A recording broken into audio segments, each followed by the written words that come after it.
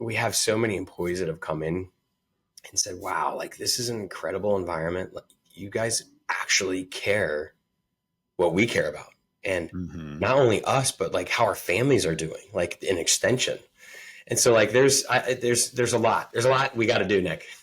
I know. Well, I write about this on LinkedIn all the time because I've learned as a leader of people now for like 7 years and in marketing, I've learned like so much about leadership and empathy and applying it to the workplace and like realizing that humans aren't robots that complete a task list. And there's so much there. And I think that what I think happens when you get to the executive, now I'm going to get myself in trouble. When you get to the executive level, in a lot of cases, it's very easy to forget what it's like to do the work. And Yeah. that's not, exclusive to, manufacturing on the factory floor or, I'm in software, the people that write the blogs, the people that build the website. But like you lose that piece of empathy that's like, oh, things take time. Like Yeah. just because you say something, it isn't the snap of a finger, it's done. And then the other piece of it is like you lose track of that these are human beings. And I saw this meme somewhere, probably Instagram,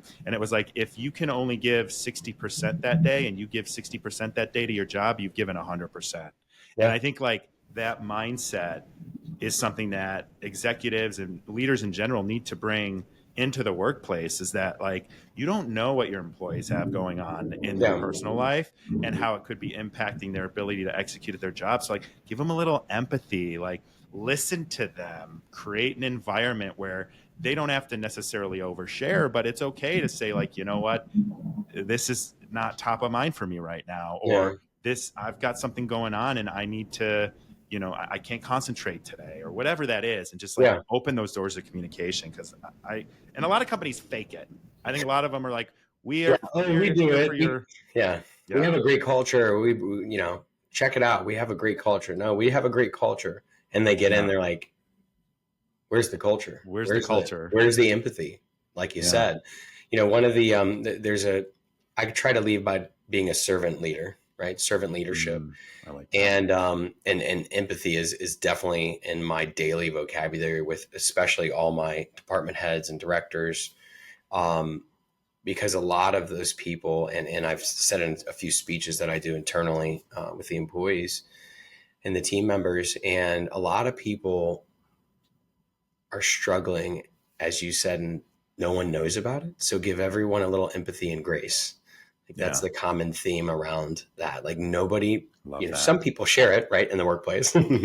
They're open book, but a lot just struggle with it internally and don't share it. And so like companies don't only turn profits if they're like dictatorships and demanding, and they do it if they're empathetic, to your point, and they're passionate and they listen more than they talk.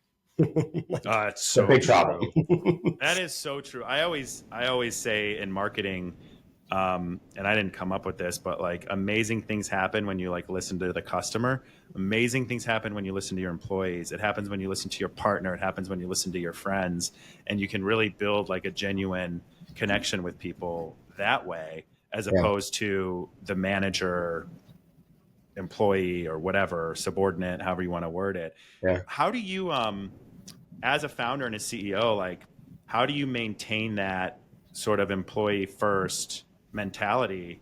Obviously, like you're doing well, Attorney Live's very successful. It's always easier when things are successful. But when those moments come for you, what are some of the ways that you sort of keep that empathy top of mind for yourself when you maybe have to make some sort of tough decision as a CEO? So right now there's 10 people at Attorney Live. Most of it is our software engineers, developers. We have overseas, I don't know if you can see my clocks, but in Brazil and Mexico Mexico. and Brazil. Yeah. And I have two marketing, our creative director and our marketing specialist in office here with me at our corporate office. And it has to be a daily ritual, meaning it's always not, hey, how's it going? Oh, hey, Allie, how are you doing today? How was your weekend? What did you do fun? Like dig more into it. And then like you said, you usually find out a lot more by asking them those questions and just letting them respond. And then not only that, it builds trust because they're like, wow, this person actually like wants to hear me and see how I am, not just, hey, do you have that report, or do you have that marketing piece done, or do you have this, or do you have that? Are you coming to this meeting? Are you coming to that meeting? Like, it's just, so I try to always be mindful, and I set my mind up every morning before I come in. Like, today's a great day. No matter what happened yesterday, today's today, tomorrow's tomorrow. So focus on today and make sure that those people are happy at what they do and where they're at and who their head cheerleader is. I call myself the head cheerleader all the time. That's good. Yeah. So daily practice. Yeah, I agree. Sometimes I find myself when the pressure gets there, it's like it's a little harder to remind myself. But at the end of the day, it is just like treating people like they're humans. And by the way, you hired them for a reason.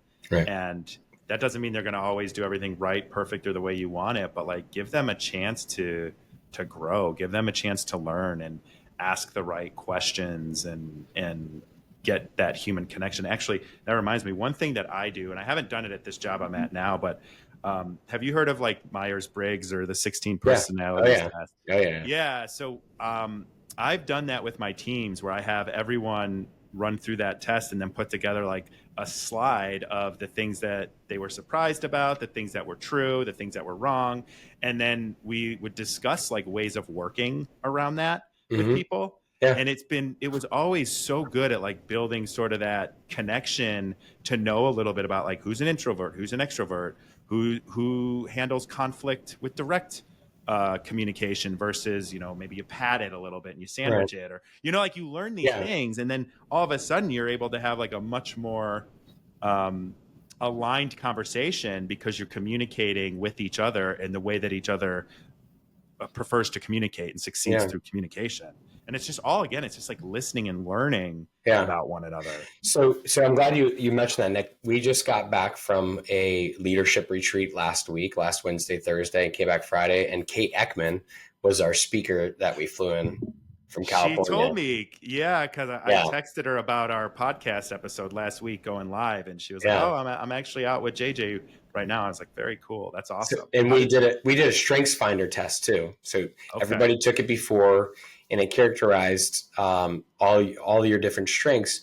Not that the lowest is your weakest, but where you focus more. So like mine was help, love, and creativity, which fits in sort of what we're talking about. And leadership was 8th. There's, I think, 22 or 23 different categories. And, some of the employees, they were like, well, this is weird. Why is this category so low? And I said, well, look, I'm obviously in leadership. Mm-hmm. However, help and creativity and love, that's how I lead. Mm-hmm. Helping, loving, and being creative with everyone. And so just a little off subject, but the Myers-Briggs, DISC assessment, strengths finders, those are great like tools to learn how people are wired.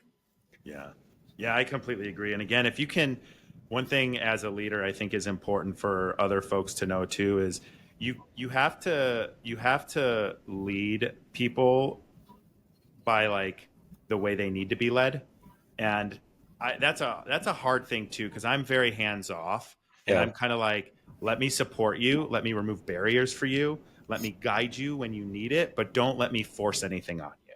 Yeah. Like, let's have a conversation. But what I find has been interesting is some people, and it's varying by culture a lot too, because I've worked with global teams, and a lot of times like people actually do want to just be told what to do, and that's how they work best. And then they kind of like get their growth and their success from like completing tasks. And then some people you kind of got to like put in a sandbox and say play, and they'll come out with the right thing. And learning those types of things helps you become a leader of like differing people, as opposed to just like you having the style of leadership for you and then everybody else has to adapt. Do the same. Yeah, I mean, everybody learns so different, right? Some people are visual learners. As you said, there's plenty of people that just like the tasks and or structure of like, here's my checklist, got it, now what's next? And some people like will talk about and collaborate around something and then say, okay, now I'm going to go off and do this and explore what I can do with this. Yeah, I love that. So it sounds like you're building a very helpful internal organization and external facing organization. Thank you for listening to this clip from the full episode of Eyes Wide Open. Please like and subscribe for daily clips and new episodes that drop every Tuesday. I appreciate you.